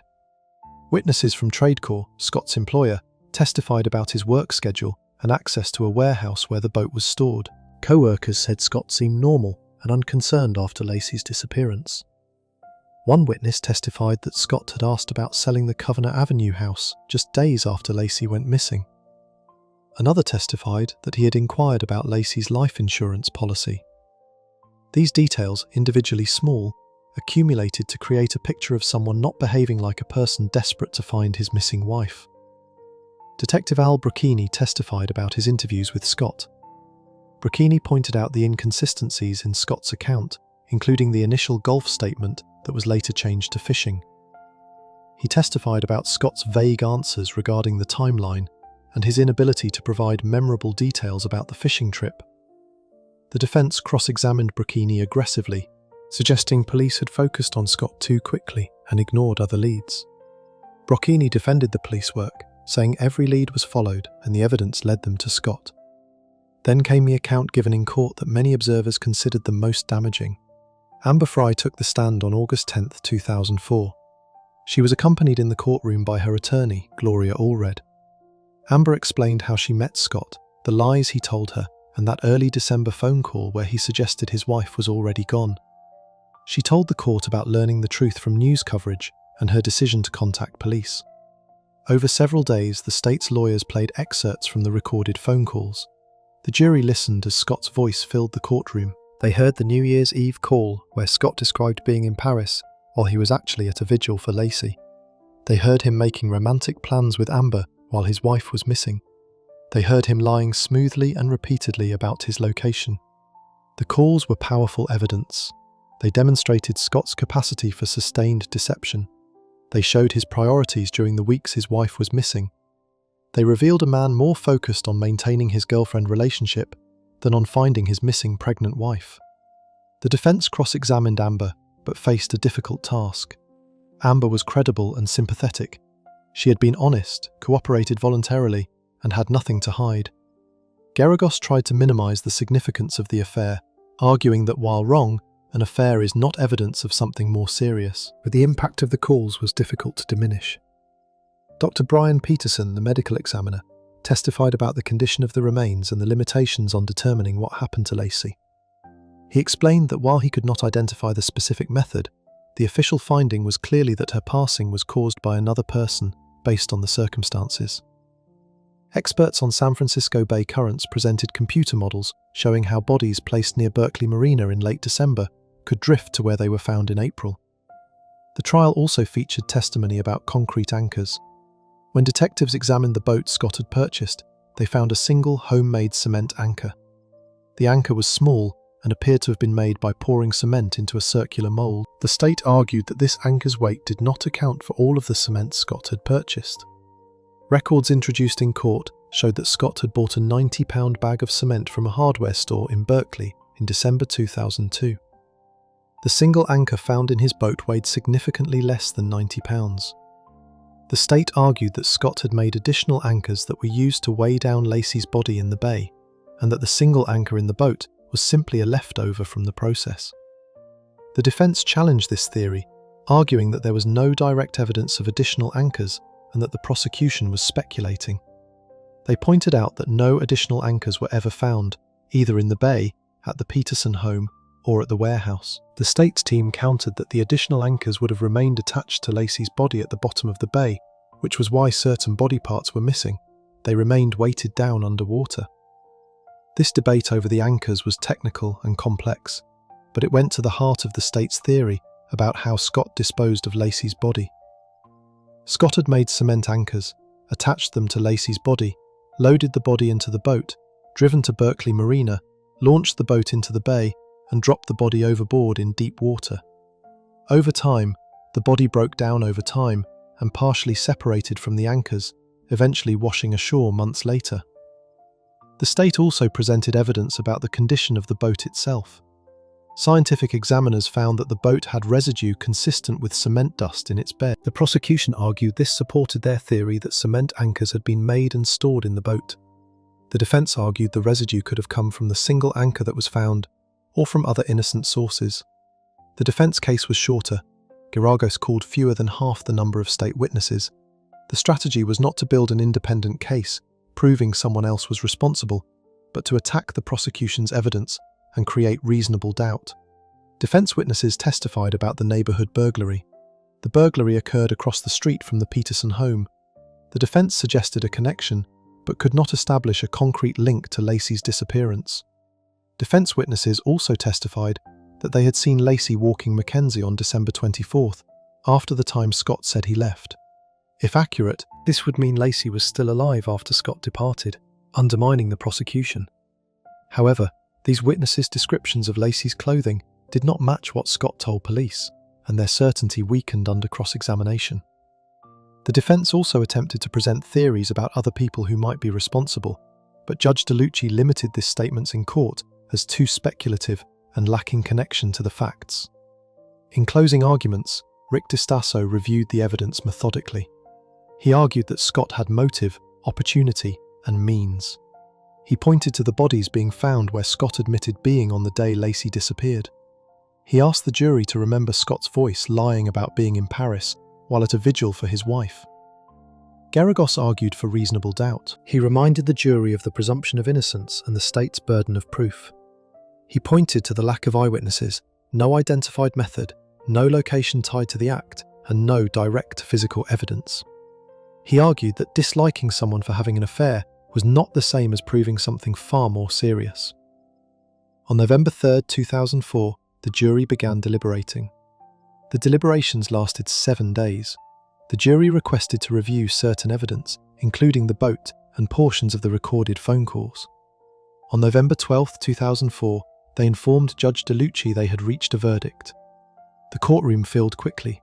Sharon and the rest of Laci's family took their seats on one side. Lee and Jacqueline Peterson sat on the other. Scott was brought in and stood as the jury entered.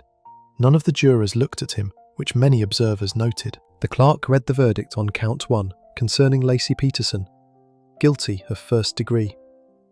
The clerk read the verdict on count 2 concerning Connor Peterson, guilty of second degree. Scott showed little visible reaction.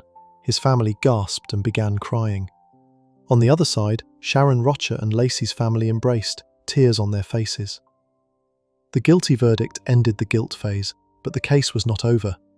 Because of the special circumstances, the verdict impact on Scott's family was immediate and visible. Jacqueline Peterson, Scott's mother, broke down crying when the verdict was read. Lee Peterson, Scott's father, sat rigid and expressionless for several moments before placing his arm around his wife. Other family members on Scott's side of the courtroom wept openly. On the other side, the reaction was one of overwhelming relief mixed with grief. Sharon Rocha was embraced by Laci's brother Brent and other family members. There were tears, but they were tears of a family that had waited nearly 2 years for this moment. Sharon later described the verdict in public statements as bringing a measure of justice, though she emphasized that nothing could bring Laci and Connor back. Outside the courthouse, the crowd that had gathered to await the verdict erupted when the news spread. Hundreds of people had gathered on the sidewalks outside the Redwood City Courthouse. When word of the guilty verdict reached them, many cheered. Some held signs supporting Laci's family, others simply stood in silence. The scene reflected the intense public investment in the case that had built over nearly 2 years. The jurors themselves later provided some insight into their deliberations. The recorded phone calls between Scott and Amber Fry were among the most influential pieces of evidence.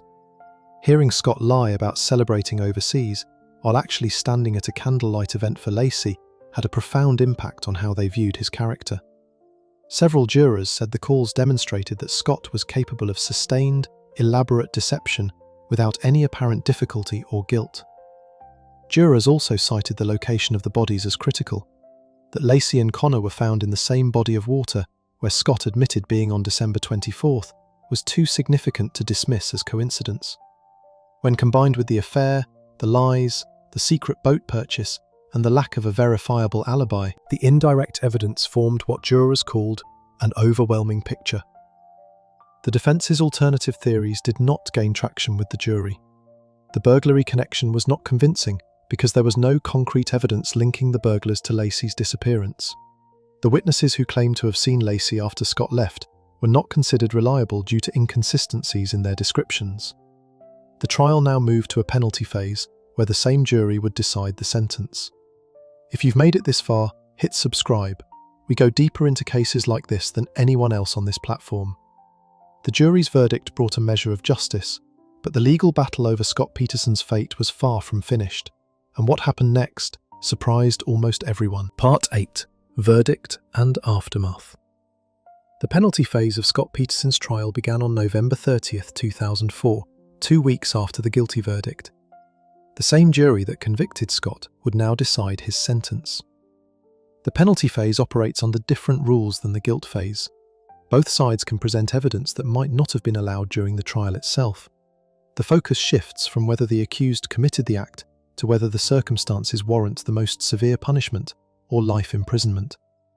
The state's strategy was to emphasize the impact of the crime on Laci's family and loved ones. They called witnesses who testified about Laci's life, her character, and what her death meant to the people who loved her. Sharon Rocha testified again. Her statements spoke about what it was like to lose her daughter and grandson. She talked about holidays that would never be the same. Christmas would forever be tied to the day Laci disappeared. She spoke about Connor's due date, February 10th, which came and went while Laci was still missing. She spoke about the practical realities of grief, cleaning out Laci's house, donating baby clothes from the baby's room, trying to function in a world where her daughter no longer existed. Sharon told the jury that Scott had not only taken Laci and Connor, but had destroyed the lives of everyone who loved them. Laci's brother, Brent Rocha, testified about growing up with his sister and the bond they shared. He talked about looking forward to becoming an uncle and how that hope had been replaced by devastation. Friends testified about Laci's warmth, her kindness, and the positive impact she had on people's lives. The state's lawyers presented photographs of Laci smiling, Laci pregnant and happy, Laci with her family. These images reminded the jury that the case was about a real person whose life had been stolen. The prosecution argued that the circumstances warranted the harshest sentence. They pointed to the fact that Scott had taken the lives of both his wife and unborn child. They argued that the boat purchase and the statement to Amber in early December showed planning. They noted that Scott showed no remorse and had lied throughout the process. They argued he continued his affair even as his wife's remains were in San Francisco Bay. The defense's strategy was to present Scott as a human being and argue for life imprisonment. Scott's mother, Laci Peterson, called her son as a good person who had never been in trouble. His father, Laci Peterson, said he could not understand how the son he knew could have done this. Scott's siblings talked about their brother as kind and caring. They talked about family memories and asked the jury to spare his life. Character witnesses who had known Scott throughout his life testified. Former teachers, coaches, friends and colleagues said Scott had been a good person who treated others well.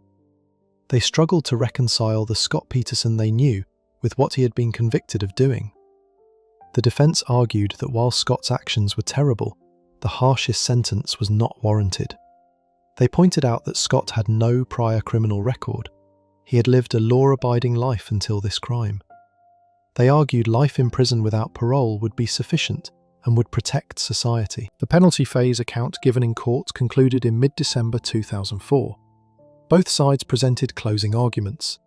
The state's lawyers asked the jury to impose the harshest sentence, arguing the crimes were committed for selfish reasons, and Scott showed no remorse.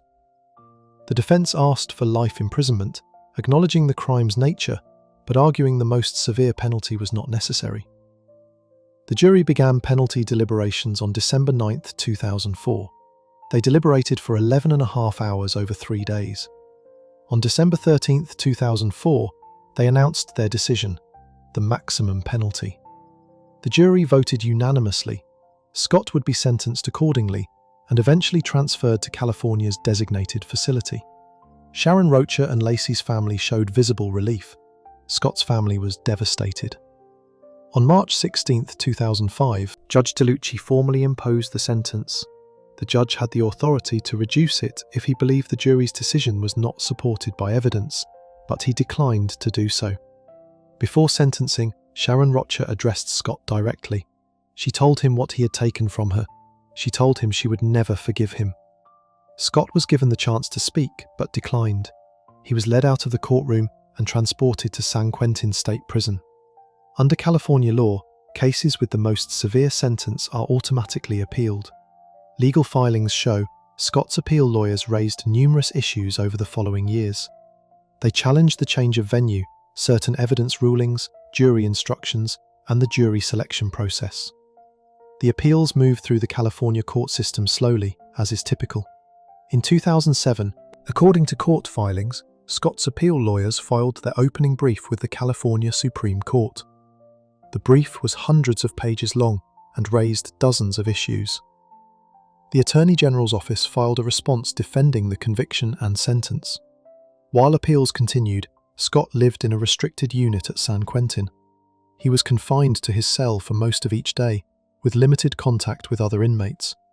He could receive visits from approved family members and attorneys. His parents, Lee and Laci Peterson, visited regularly. They maintained a website asserting his innocence and seeking support for his appeals. They gave interviews insisting Scott had been wrongly convicted. In 2012, according to news reports, Scott gave one of his few public interviews while imprisoned. He maintained his innocence, said he did not harm Laci or Connor, and expressed frustration with the case and trial. His statements were consistent with the position his defense had taken at trial. The interview generated attention, but did not significantly change public opinion.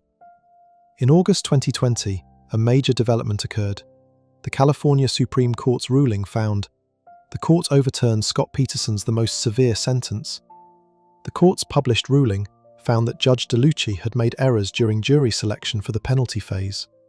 Specifically, the court found that the judge had improperly dismissed several prospective jurors who expressed opposition to the harshest sentence, but indicated they could still follow the law and consider it if evidence warranted.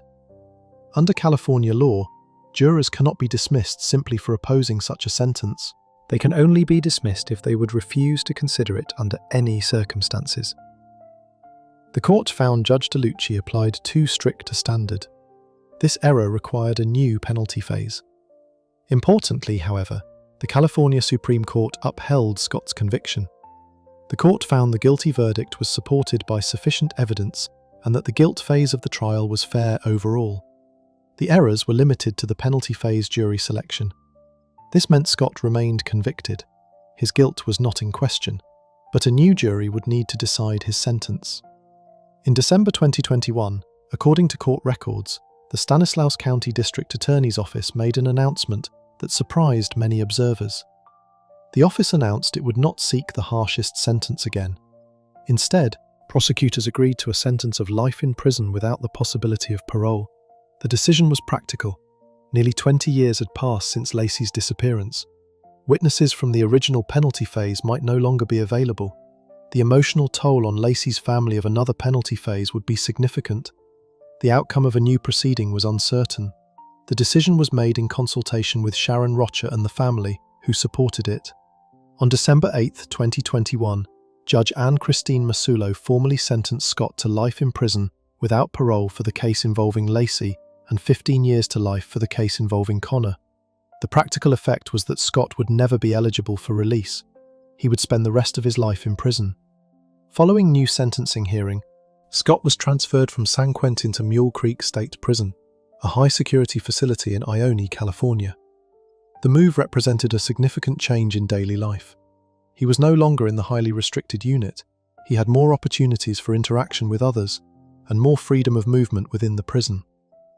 Meanwhile, Scott's defense team continued pursuing other legal challenges. In October 2021, according to court filings, his attorneys filed a legal challenge to his imprisonment. The petition raised issues about the guilt phase of the trial, specifically concerning the neighborhood burglary that occurred around the time Laci disappeared. The defense claimed recently discovered evidence about this burglary pointed to alternative suspects. The state's lawyers opposed the petition, arguing that this evidence was not genuinely new and had been investigated during the original case. In March 2022, according to court records, Judge Masulo ordered the police department to turn over certain case materials related to the burglary. This led to months of legal arguments over whether the evidence supported the defense's claims. In December 2022, according to court records, the court heard arguments on the legal challenge. Scott appeared in court in person for the first time in years. He was 50 years old, showing the effects of 2 decades of imprisonment. The defense argued that new evidence supported their theory that Laci had been taken by people involved in the burglary. The state countered that this theory had been investigated and rejected at trial. In 2023, according to court records, Judge Masulo denied the legal challenge. She found that the defense had not presented evidence that was both new and credible enough to warrant overturning the conviction. The guilty verdict stood. Scott's attorneys indicated they would continue pursuing appeals, though the chances of overturning the conviction appeared increasingly remote. Throughout all of these legal proceedings, Sharon Rocha has remained steadfast. She has attended court hearings, provided impact statements from the family, and continued to speak about the effect of losing Laci and Connor. She has participated in documentaries about the case and has worked to keep Laci's memory alive as more than just a name in a famous case. She has shared stories about who Laci was as a person, her kindness, her warmth, her love for her family. Sharon established the Laci and Connor Search and Rescue Fund. It supports search and rescue organisations and helps find other missing persons. The fund honours Laci and Connor's memory by providing resources to families dealing with similar tragedies. The case has remained in the public eye through continued media coverage. A&E aired a documentary series about the case in 2017. Netflix released a documentary series in 2024 that included interviews with Scott's family members and presented some arguments for his innocence. Each new documentary has generated renewed public discussion, with some people convinced of Scott's guilt and others questioning whether the conviction was sound. The case's influence extended beyond media coverage into broader discussions about the criminal justice system. Legal experts have noted that the Peterson case became a prominent example of how a conviction can be secured through purely indirect evidence without a determined cause of Laci's passing, without a specific location tied to the act, and without direct proof tying Scott to what happened. Legal scholars have noted that the case demonstrated both the strengths and limitations of indirect evidence. On one hand, the accumulation of evidence, the affair, the lies, the secret boat, the December 9th statement, the location of the bodies, the flight preparation, created a compelling narrative of guilt. On the other hand, the case raised questions about whether indirect evidence alone should be sufficient for the most serious charges, particularly when the specific cause of Laci's passing could not be established. The case also prompted discussions about the role of media in criminal trials. The Peterson case was one of the first major criminal cases of the 21st century to be shaped significantly by cable news coverage. The nightly discussions, expert panels, and public opinion polling that accompanied the case raised concerns about whether accused people can receive fair trials in an era of around-the-clock news coverage. The change of venue from Stanislaus County to San Mateo County was a direct result of this overwhelming media coverage, and even in San Mateo County, nearly every potential juror had heard about the case. Amber Frye's role in the case also generated lasting discussion. Experts have noted that her decision to cooperate with police and record phone conversations with Scott was a turning point in the investigation. Her willingness to participate in what was an emotionally difficult and personally risky endeavour provided detectives with evidence they could not have obtained otherwise. The case became an example in law enforcement training of how cooperating witnesses can be used effectively in investigations. Amber later wrote a book about her experience titled Witness for the Prosecution of Scott Peterson, published in 2005. In the book, according to published reviews, she described her relationship with Scott, her decision to contact police, and the emotional toll of her involvement in the case. The book provided additional public insight into the case and the human dimension of the case beyond what was presented in court. The case has also been studied in legal and academic settings. Law professors have used it as a case study for teaching about indirect evidence, jury selection, change of venue motions, and the role of media in criminal trials. The taped conversations between Scott and Amber introduced during the trial, have become notable examples of electronic surveillance and cooperating witnesses in modern police work. Scott Peterson remains at Mule Creek State Prison. He is now in his early 50s and has been in custody for more than 20 years. He will remain in prison for the rest of his life. He will never be eligible for parole. His parents, Lee and Jacqueline Peterson, are now elderly. They continue to maintain their belief in his innocence. The fight to overturn Scott's conviction has consumed their lives for more than 2 decades. Laci Peterson would have been 49 years old in 2024. Connor would have been 22. They have been gone for more than 2 decades. The future they should have had together, Connor's childhood, his education, his growing up, was taken from them on December 24th, 2002. Sharon Rocher is now in her 70s. She has lived more than half her life without her daughter. Every milestone, every holiday, every family gathering is marked by their absence. She will never see Connor graduate from school. She will never watch him grow up. She will never hold him. The house on Covina Avenue has changed hands multiple times since 2002. Different families have lived there. The neighbourhood has moved on, though older residents still remember the winter Laci Peterson disappeared and the community came together to search for her. The Scott Peterson case remains a closely examined criminal case in American history. It has been analysed from every angle: the police work, the evidence, the trial, the appeals, the media coverage, and the human impact. It is a case of lives cut short, deception exposed, and justice pursued through indirect evidence that ultimately convinced a jury beyond a reasonable doubt. More than 20 years later, the consequences of what happened on December 24, 2002, continue to reach through the lives of everyone touched by this tragedy. The impact of this case on how missing person cases are handled in the United States has been meaningful and lasting. Law enforcement professionals who have discussed the case publicly, the Peterson case highlighted the importance of looking closely at family members in the earliest stages of a disappearance. Statistics consistently show that in cases where a person goes missing and is later found to have been harmed, the person responsible is most often someone known to the person who went missing, frequently a spouse or partner. The case also demonstrated the value of electronic evidence in modern investigations. Scott's phone records, computer history, and the recorded conversations with Amber provided police with a detailed picture of his activities, communications, and state of mind. In the years since the Peterson case, electronic evidence has become even more central to criminal investigations, with cell phone location data, social media activity, and digital communications playing major roles in building cases. For the families of missing persons, the Peterson case became both a source of hope and a cautionary tale. It showed that justice is possible, even in cases with limited physical evidence. It showed that communities can rally around families in need. At the same time, it showed how long the process of finding answers can take and how devastating the outcome can be, even when justice is ultimately achieved. The story of Laci and Connor Peterson is, at its heart, a story about the destruction of an ordinary life by someone who was supposed to protect it.